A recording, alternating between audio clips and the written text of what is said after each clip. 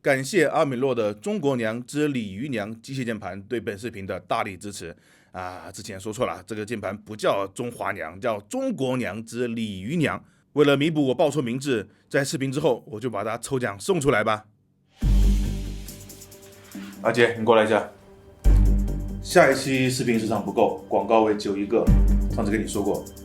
汽油跟阿米洛那边你去沟通一下，看看下期谁上。哦，那边的事情我已经解决了。是这样的，我们节目下一期的广告时那肯定是我们上，但是我们公司我们陪审合作那么久了，我以为形成了很深的默契。我们的键盘质量好，寿命长，那么好的产品，不应该推广给玩家们吗？但是汽油那边下期的广告位必须是我们上。如果有一个你无法拒绝的理由呢？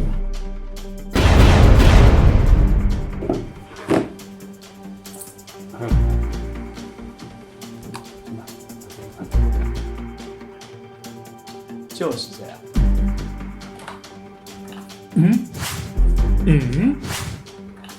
借由阿米洛联名款。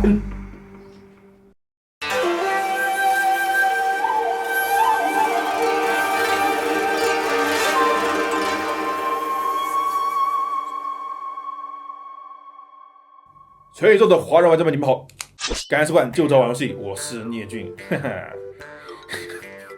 游戏界从来都不缺少所谓的别人口中的神作啊，也就是明明一款游戏很多人啊，包括整个业界都认为是神作，但是玩的人就是不多。如果要我列举这样的一个列表的话呢，那2006年的大神一定榜上有名。大神这个游戏的玩家评价怎么样呢？如果我去搜索一下，会发现基本都是神作啊、艺术品之类的评价。很多人会说，这是我认为最接近艺术的游戏。好，我相信这个视频下面就会有这样的评论。那业界怎么评价呢？在2006年 ，IGN 等大媒体把大神选为了年度最佳。TGA 虽然最后把年度最佳颁给了上古卷轴4，但大神同样获得提名。也就是说，上古卷轴和大神基本上是同个高度啊。所以大神这个游戏呢，不管在玩家口碑还是业界评论啊，都是一个没有争议的优秀作品。但是它的销量却是一个悲剧啊，可能比《泰格利之传》还悲剧啊。那就像我在上个杭州之旅的视频说过，我认为一个游戏真正的价值在于它想营造的体验感能不能正确的表达出来。这个体验感如果利用游戏的各种因素准确的表达出来了，并且它的缺点我们认为每个游戏都一定有缺点的，但它的缺点并没有掩盖和阻碍这个体验感的表达，那我们认为它就是一款优秀的游戏。那整个业界呢和玩家都给大神如此高的评价，那自然在体验表达上，大神无疑是做到了。但是如何让这个体验让更多大众玩家接受，让更多人 get 到啊，那又是另一个维度了。而这个维度呢，就决定了这个游戏的销量。所以这期节目起，我们会启用新的游戏鉴赏方法。我们一向都不给游戏打分啊，这个你们是知道的。所以呢，我们过去一直说购买建议啊，但是这个建议呢，我发现还是太过于宽泛，也不准确啊，甚至没有评分来的准确。但是呢，我们又不想回到死板的评分系统，而现在我们悟出了这个新的鉴赏方法。从这期开始，我们给出2个维度：一，先分析游戏想要表达什么体验，然后点评这个游戏在表达体验上做的是否优秀，以及它的优缺点是怎么影响这个体验的。那这个维度决定了游戏本身做得如何。第二是它的体验是否容易被广大玩家感知到，以及要什么类型的玩家才能感知到。这个维度就是各位观众可以自己带入思考的。如果觉得这个感知门槛太高了，或者自己根本对这种体验没有兴趣，那这个游戏就是不适合你去购买了。这是我们未来会尝试新的鉴赏的2个维度。当然，这个方法呢，是适用于新游戏的啊，因为像大神这种老游戏，较好的评价和不较弱的销量，已经证明了它是一个体验做得很好的优秀游戏。但是感知这个体验的门槛太高啊，或者不太适合大众啊，这已经是个有结果了。所以这期在我们还没有成功匡扶汉室，还没有出视频前，我们先回过头去鉴赏一下大神这款陨落的神作，它的体验是什么，以及它为什么如此优秀，却无法让市场接受它的体验呢？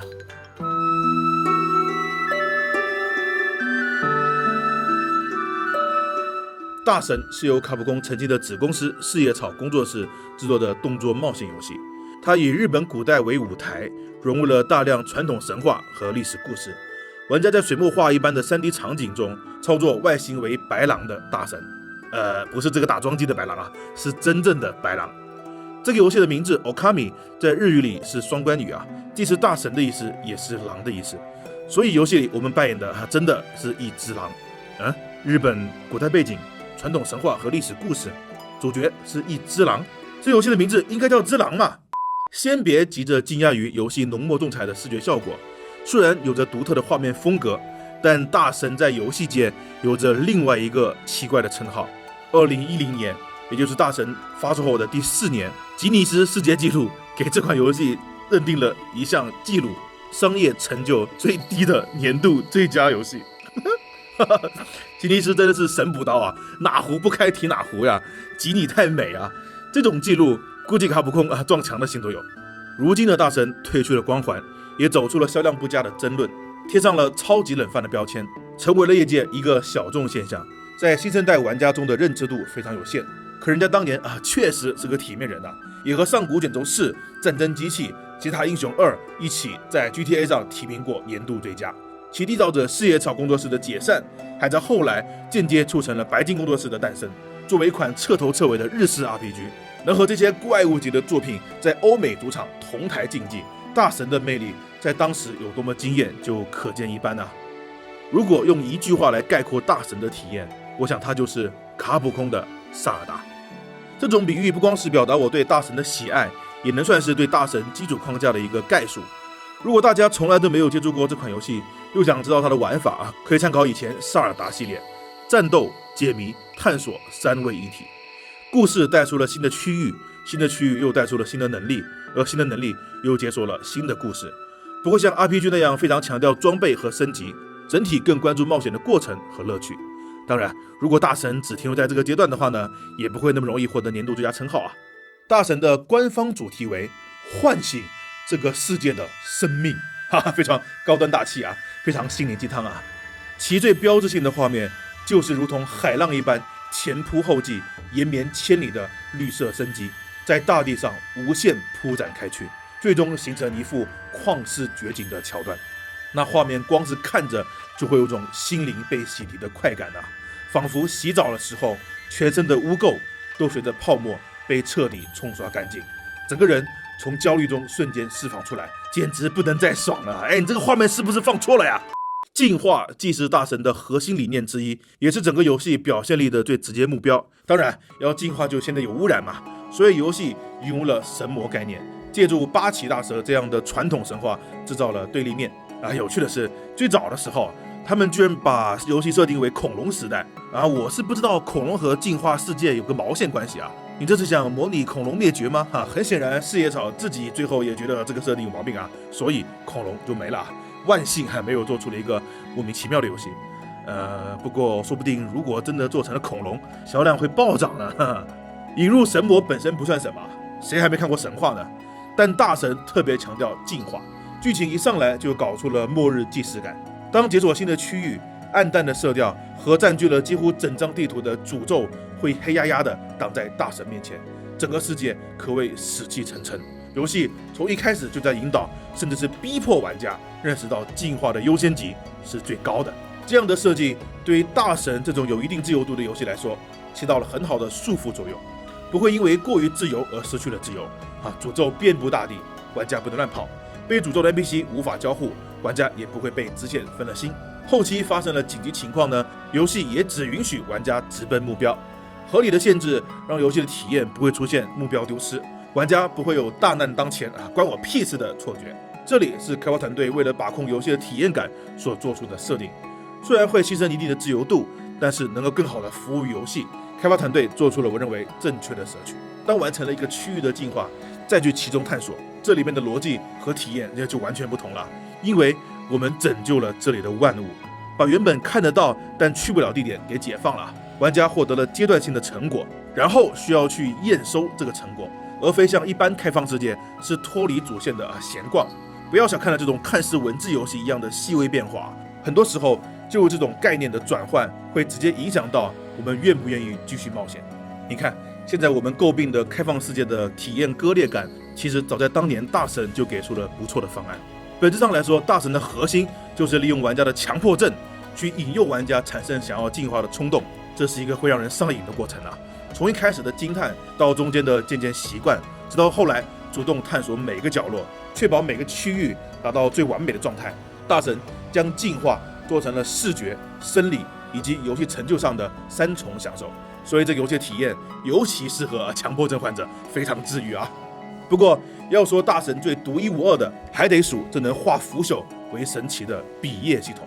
轻轻一横，斩断树木，劈开敌人；小小一圈，枯木逢春，旭日东升。天空弯一笔，星空生明月；地上勾一画，东风来主力。这种打破次元壁一般的操作模式，将大神的个人特色体现得淋漓尽致。画一个 Q 就能变出炸弹，沿着笔记攀爬墙壁，2道横线暂停时间，3道横线发动飓风，可以随时召唤日月，可以踩着自己画的荷叶过河，能把天空中的闪电引向敌人，也能用无限符号发动引爆。笔叶系统给了完全不同的交互逻辑，玩家不但需要操作大神进行战斗和场景互动，还要从平面角度去思考如何利用笔叶的特性。爱防御的敌人需要用一闪破防，刮风可以把拿伞的家伙吹出个破绽，鬼灯开花了才能进攻本体。八岐大蛇咆哮的时候，能够往他嘴里灌假酒，喝死你丫的！他打破了传统游戏统一维度的惯性思维，巧妙地将 3D 和2D 之间的隔阂抽开了。而与此同时，游戏的风格也充分考虑到了笔叶的存在。为了让画面转换不会产生违和感，游戏将画面表现成一幅画在纸上的水墨画，也因此游戏背景被设定到了古代日本再结合之前进化对于题材的需求，这样的组合可谓一拍即合。大神虽然是 3D 游戏，但它刻意将植被、树木、火焰、水流等等都做成了2D 绘画效果，细节纹路比如大神身上的漩涡也模拟成了水墨的质感。动作设计使用了夸张化的形变，将大神的跳跃动作放慢的话，可以很容易观察到这种效果。这是动画和漫画常用的手段。这除了让动作更加富有张力外，反过来也变相的强调了游戏的平面属性。最终，当我们在大神的世界里运用笔叶在2D 和 3D 之间来回切换时，玩家不会觉得有任何的违和，仿佛一切本应如此。只可惜，也许是怕玩家不适应这种全新的体验吧，大神从一开始就把难度基准设计得比较低，而且没有其他难度选项这让游戏的挑战大打折扣。虽然战斗和解谜依旧不能蛮干，需要思考，但因为难度偏低，继承压力其实很小，试错机会也多，这让笔叶的性能过于强大，只要肚子里还有墨水，万事都可以商量了。真是贴合了中国那句古话一肚子墨水。本来大神的养成内容就不多结果还变成了优先升级墨水，其他都可以随意的局面。我甚至到通关都没有死亡过一次，复活机制成为了摆设。如果大神的战斗能在趣味的基础上再增加更多令人心跳加速的压迫感的话呢，或许能让这款游戏成就更大的惊艳。当然了，不同的人对难度的需求也不同，至少这不是一款会在难度上为难大家的作品。玩不下只狼的玩家可以轻松的玩玩这只狼，而大神带给玩家的体验呢，也足以让我们忘记了这些抱怨游玩大神的过程是一种享受，是一顿精美绝伦的和风盛宴。标新立异的游戏主题，点睛之笔的笔叶系统，在他身上我们能强烈感受到游戏文化的宽容与精致。现在他离一场足够精彩的冒险还差一群可以支撑起故事的人物。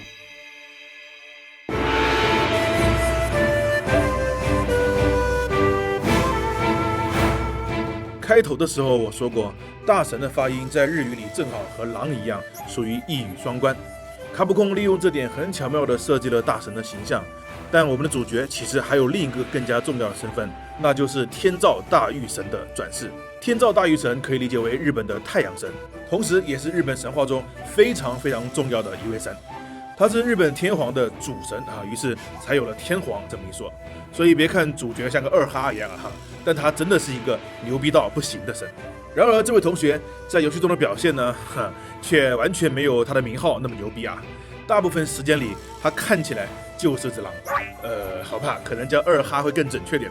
反正这家伙能在别人说话的时候呢自顾自的睡着，一兴奋就疯狂摇尾巴，间接性的神经大条，表情让人琢磨不透。玩家愿意的话呢，还能用它朝敌人撒尿。总而言之，是个看着就感觉脑容量不高的家伙。哦，对了，注意啊，天照大御神在日本神话里其实是个女性人物，游戏里也通过对话间接的证实了这一点。所以，喂，说的就是你啊，收敛一点好不好？我们已经不再开车了。既考究又脑洞，甚至偶尔脑残的设计呢，在大神中并非个例。大神对日本文化的诠释不仅体现在极具辨识度的艺术风格，他的故事也同样对日本神话和历史进行了深度融合。大神从主角到配角，再到敌人，再到剧情的框架，都或多或少拥有原型。有些原型是比较明显的，比如说伊邪那岐、伊邪那美、须佐之男、八岐大蛇、火影迷估计都耳朵起茧了。也有像桃太郎、一寸法师、竹取物语、浦岛太郎这样来自比较常见的民间故事的，大多都能一眼看出来。也有一些相对隐性或者说知名度因人而异的，比如说都城西安京门前大桥的其中一个守卫羽衣，一个痴迷于弓箭的人物，流程里多次需要利用羽衣射出去的弓箭解谜。他的原型就是那须羽衣。这个人是袁敬义手下的一个武士，精通弓箭，曾经在和平寺的对峙中一箭射中了对方手里拿来挑衅的扇子，所以游戏里羽衣总是在练习射箭，利用他的弓箭射中目标来解谜，其实就是在映射这个人的故事再比如游戏后期在地图北方的特殊民族，他们对应的是古代日本北方的原住民阿伊努人，他们信奉自然，更加原始，更加神秘，所以在游戏里的设定类似萨满，可以变身为动物形态。他们脸上戴的面具也参考了阿伊努人的守护神。这个篇章里拿走了村中圣剑，企图以一人之力拯救大家的尹七九刘乙，本身也是阿伊努人文化里的一位英雄。玩家如果不是特别喜欢日本文化的话呢，可能就很难 get 到这些设计上的小心思了。顺带一提，园艺精在游戏里也是有的，阴阳特搜队的队长牛若就是了。牛若就是园艺精的幼名，他的好基友卞庆还从一个舞痴改成了痴迷钓鱼的大叔，果然和拯救世界相比，钓鱼才是日本游戏的本体就像主角拥有天照大御神、狼、狗这样的多重身份，大神里的人物多半也带有某种暗示特别是剧情里的定位和原型不同的人物，比如牛若就和园艺精的故事就没有啥直接的联系但是他要是不叫牛若，换个其他名字，玩家对这个角色的心理预期就完全不同了，保不准还会把他当成反派杂鱼呢。很显然，这对角色的塑造起到了非常积极的作用，尤其是运用到了游戏里时，游戏里的世界观给人的感觉就立马改变了用现在的话来讲，这就是一个宇宙日本文化的宇宙。当然了，想要故事和人物富有魅力，光给角色套名字是不够的，要不然写剧本也太轻松了，对吧？越是改编传统文化，就越考验怎么把故事给说圆。不一定要把园艺精的故事搬进大神的世界，但需要把人们对牛若这个人物的情感和他背后的价值观通过另一种形式展现出来。只有让这些角色与他的名字产生共鸣，玩家感受到了联系，故事才能变得丰满，甚至能营造一种跨越茫茫历史长河的宿命感。我认为这种宿命感才是这一类剧情里最核心的部分。为了更好地利用宿命感，大神的做法就是先把玩家的预期往反方向拉，先是把人物刻意的塑造成和原型截然不同。本应该造福苍生、杀死八岐大蛇的大英雄须佐之男，事实上外强中干、胆小怕事。明明被伊邪那岐后代的名号压得喘不过气，却碍于面子敢怒不敢言。一寸法师中勇敢正直的一寸，在游戏中则变得爱赌气、众叛亲离，还贪恋美色。家里还藏着车速过快的画卷，不愿意完成自己作为天道太子的使命，一气之下离家出走。在周游各国的时候遇到了主角大神，为了偷学笔业而一路跟随玩家冒险。取材于南总理剑八犬传的伏击和八犬士，原本应该是一个魔幻又富有深度的文化作品，然而大神却大笔一挥，将只带8个人的八犬士直接就改成了8条狗。八犬士本身也不再那么震惊了，各种要肉吃才肯回家。更要命的是，八犬士的人类造型其实一开始就设计好了，但四野草果断弃用，刻意选择了现在的路线，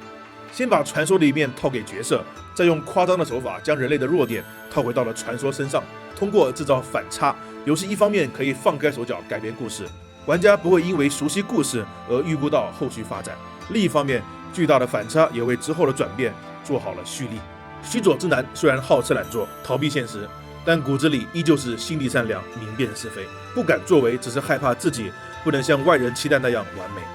然而，当自己最爱的奇道田忌被选为八岐大蛇的贡品，须佐之男还是跨着颤抖的步伐走进了16叶之室。这一刻，他的身份和游戏里100年前为了伊邪那美挺身而出的英雄伊邪那岐发生了重叠，也和现实中八岐大蛇和须佐之男的故事交相呼应。八犬士虽然被描写成了8条狗，但却不会辜负自己背负的8字真言。义犬作为麻雀族的一员，从妖魔手中保护了替部香，孤军奋战，大义凛然。人犬在蜘蛛女郎面前不愿后退，希望用行动教会梅太郎何为勇敢，何为人心在后。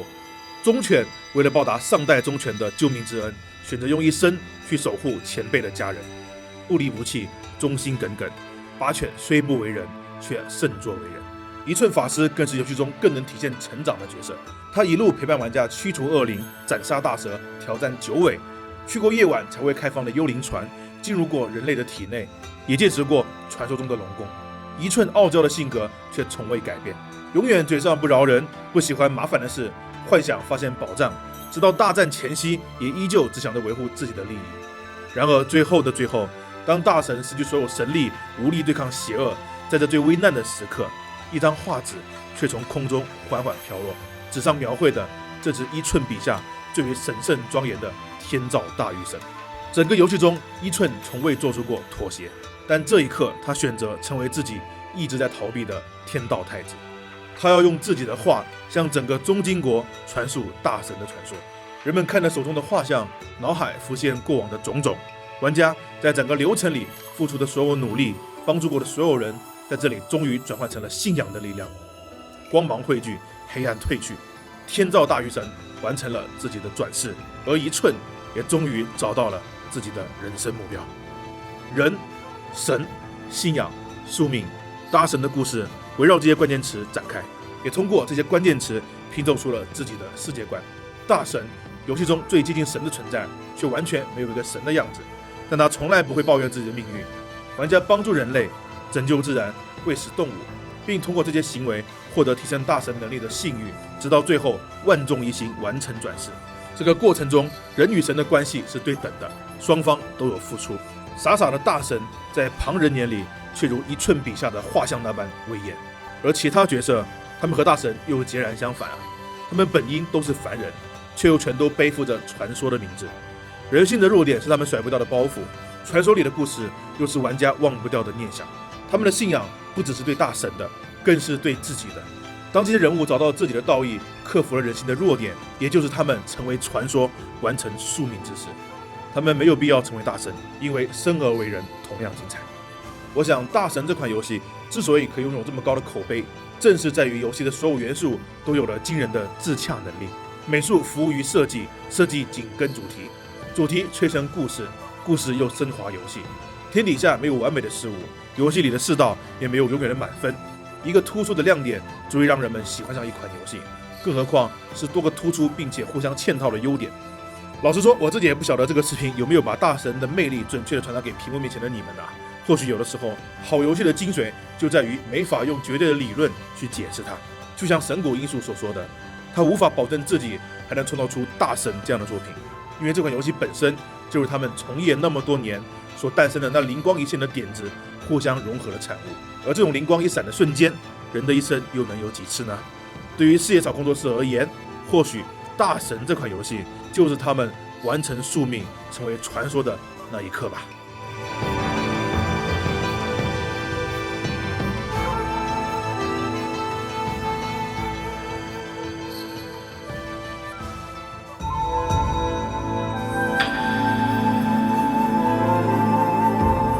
搜索一下，网上的大多是对大神的赞美，但是几乎就没有人尝试分析大神销量的低迷，最多附带一句叫好不叫座。然而大神既不像《异域真文曲》那么晦涩黑暗，也不像沙漠那么过于超前，娱乐成分太低，也不是泰格那样地位人群大多在 PC 并且盗版猖狂。大神不会拒人之千里，没有为了概念牺牲游戏性，针对的人群是正版基数众多的主机玩家，制作人名声在外，游戏口碑爆炸，不存在巷子深的问题，视频通关也没有兴起，所以不说玩家实际玩了之后喜不喜欢啊，就光冲着名声跟风去买的人就应该不少呀。这就奇怪了，一向喜欢跟风的人们，怎么面对这个游戏就那么理智了呢？我知道这是一个非常复杂多因素的问题，没有人能够给出一个正确的答案，但是连一点思考都没有，那就说不过去了啊。所以我在这里给出一些自己的思考，这些思考不一定真的就对大神的销量产生了影响，但却客观存在。希望一方面给以后的开发者一些参考，一方面也能引发大家来参与辩论。我来说说大神最特别的，我个人也最在意的一点，它的主角不是人。这听起来有点像废话，但仔细一想就能发现这个案例的特殊。事实上，大神在去年还获得了另一个新的吉尼斯纪录，受到最多好评的以动物为主角的游戏。人们对于太像自己的东西会有恐怖谷效应，但对于完全不像自己的东西也一样有排斥心理。这种排斥放在玩具市场没有问题，就当买一个宠物嘛，但放在游戏里就会无法带入角色，这就麻烦了。连角色都不认可，就算别人如何叫好，也很难激起购买的欲望。那不对啊，很多非人类角色的游戏我们都很喜欢呢。奥日黑暗森林里的小精灵，空洞骑士里的小弱智，超音鼠、古惑狼、卡比、忍者龟等等，这些不都不是人吗？我们一样喜欢，销量不错呀。答案是，事实上这些角色依然是人，准确来说是拟人化。虽然外观看上去不是人，但是他们的行为、动作、生活习惯都依然是人类，我们仍然会把他们当作人类来带入。但大神里的大神不一样了，他是真正的犬科呀，这就给了玩家一个带入的隔阂。很多人因此说不清道不明的，就是不愿意去尝试。事实上，四叶草自己也明白了这个问题，所以游戏才会设计有一寸这个人物。他在剧情里实际上就是大神的翻译员，因为大神本身根本不会说话。一寸话痨加不服输的性格，实际上就是在综合大神的非人属性。再加上一寸小的就像个虫子和大神在一起的时候呢，会有一种大神在讲话的感觉。所以对于那些实际游玩过大神的玩家而言，他们并不会觉得这款游戏缺乏代入感。类似的正反例子我们可以找到很多啊，皮卡丘大家都喜欢吧，但精灵宝可梦并不敢让玩家直接扮演皮卡丘或者其他宝可梦而是扮演人类去和宝可梦互动，因为宝可梦的定义仍然是动物呀，直接扮演动物就隔了一层了。想想皮卡丘大侦探为什么想办法给老皮加个人声，我想原因不仅仅是为了搞笑迎合市场吧。迪士尼的米老鼠、唐老鸭、高飞大家都很喜欢，会把自己带入这些角色扮演他们，但是几乎没人会扮演布鲁托。布鲁托是谁？是米老鼠的宠物那只黄色的狗为什么宁愿扮演老鼠、鸭子，甚至是同样犬种的高飞，就是不愿意扮演布鲁托呢？因为那些老鼠、鸭子们，他们其实是人，而布鲁托真的是只狗。至于为什么老鼠能有智能，而狗仍然是狗，迪士尼自己也无法解释同样，我们会把自己带入孙悟空、猪八戒，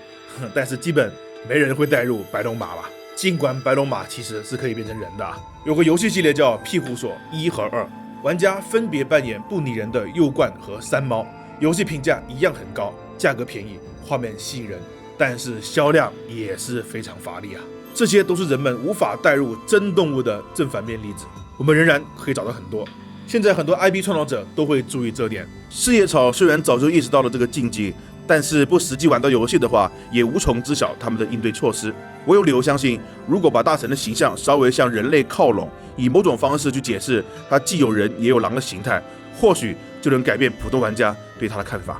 但再给四叶草一次机会的话呢，他们真的会这样改吗？我觉得不会因为卡普空成立这个子公司的初衷，就是为了摆脱经营层面的束缚，更自由的制作游戏。所以虽然四叶草只推出了红霞乔伊、大神、神之手这3个 IP 就被卡普空匆匆解散了，但这3个游戏却无一不是个性爆炸，无法复制。是不是商业禁忌对他们来说或许真的无关紧要？我们人类总是说要置身处地，要多考虑其他立场，但是事实上我们既害怕像我们的东西，也不喜欢不像我们的生命，更加恐惧可能会超越我们的物种。说到底，我们仍然是那么的狭窄，没办法，这就是我们人。我们无法像神明一样对众生平等看待，就像我们无法撑起大神的销量一样。如果你认可我这个观点，在留言区帮我再举更多的正反例子，如果不认可，也希望举出你的反证。当然，我也想听到各位对大神销量低迷的更多解释。总之，不要停止思考，这也是我们生而为人唯一能做的。